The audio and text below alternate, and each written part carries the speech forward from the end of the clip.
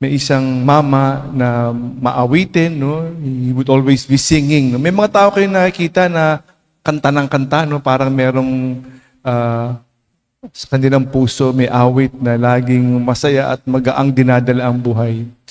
Sa kanyang paglalakad, may nakita siya isang malaking diamante. Naku, tuwan-tuwa siya sa natanggap niyang diamante, no? At tinago niya. Pero nung gabi na yun, hindi siya makatulog, no? Dahil natatakot siya. Paano niya masisecure yung kanyang na hanap na treasure, no? Kayamanan. No? Hindi siya mapakali, no? Dahil doon. No? At unti-unti yung kanyang pag-aawit na wala na dahil ang focus niya sa diamanteng ito. May isang kasama siya, nakita kung ano yung kanyang tinatago. Sabi niya, ano yan? Sabi niya, isang diamante, no? Isang treasure. No? Sabi niya, pwede ko ba mahingi yan? Sabi niya, oo. Sabi niya, ito, gusto mo ito na. No? Binigay niya, ganyan-ganyan lang. Ano? At hindi nakatulog yung babaeng ito. No? Hindi siya makatulog dahil sa yaman na yan na biglang hawak niya. No? At next day, bumalik siya dun sa lalaki at sinabi niya, ito na, no? Sinusorry ko na. No? Ang gusto kong yaman, kung paano mo na ibigay sa akin yung yaman na to, na ganyan-ganyan lang, no? Na i-share mo yung kayamanan na to. Yan ang gustong yaman. Yan ang ibigay mo sa akin at hindi itong diamanteng ito. Maraming bagay-bagay ang umaalipin sa atin. We have many things that we are attached from. Hindi natin basta pwede ma-detach. Ano ba yung mga yaman na to na umaalipin sa atin? Remember the gospel saying also, we cannot have two masters. We only have one.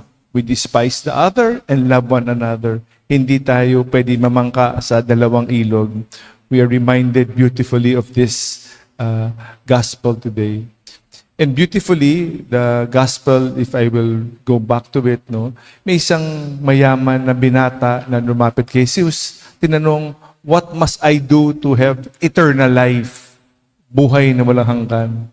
Sinabi niya, ito, sundan mo yung mga utos ng Panginoon, yung 10 Commandments, at ikaw ay maliligtas.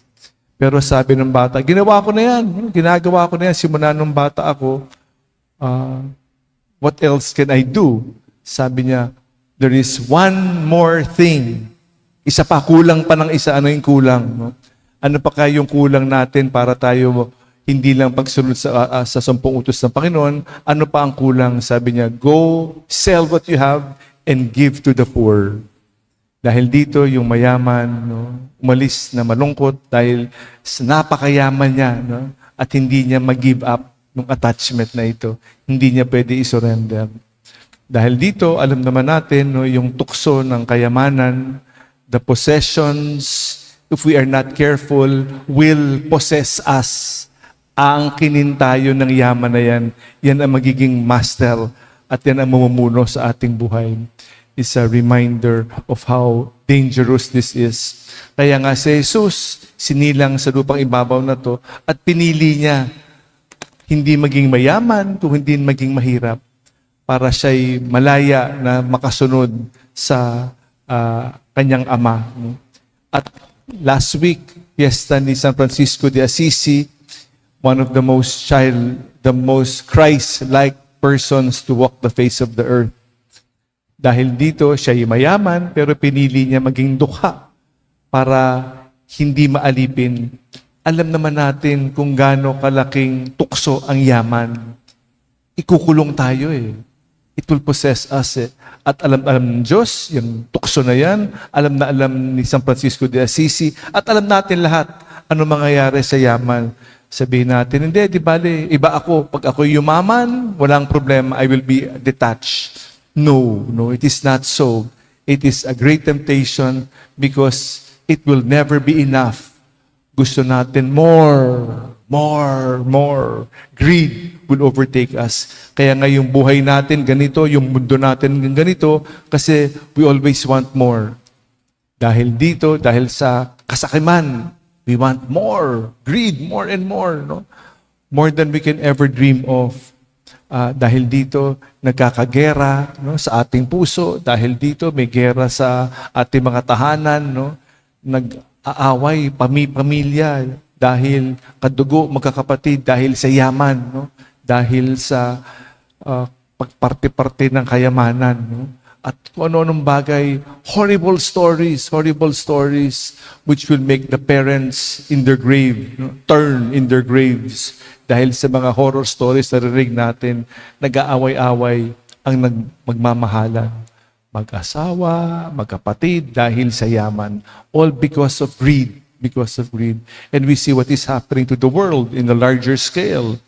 How greed conquers and get the better of us. Nagpapatayan dahil we want more power. That is how dangerous power is. That is how dangerous treasure is. We are mesmerized.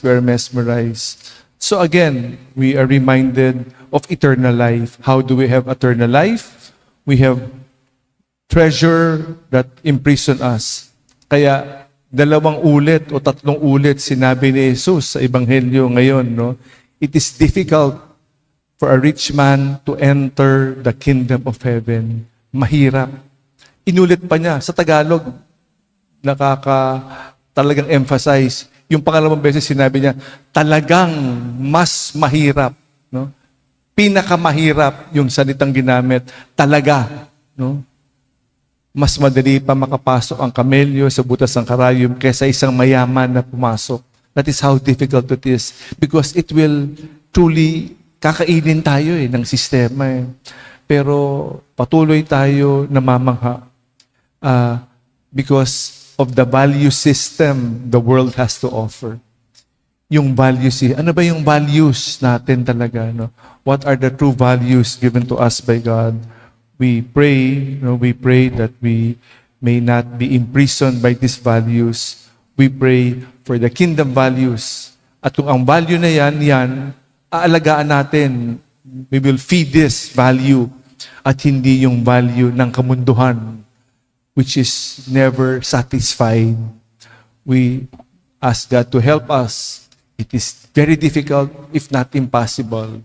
But today, the last line of the gospel said, for God, everything is possible. It may be impossible for human beings, but is possible for God. We detach from our earthly attachment and attach only to our true treasure, Jesus Christ. We are reminded of this. May the good Lord help us. Amen.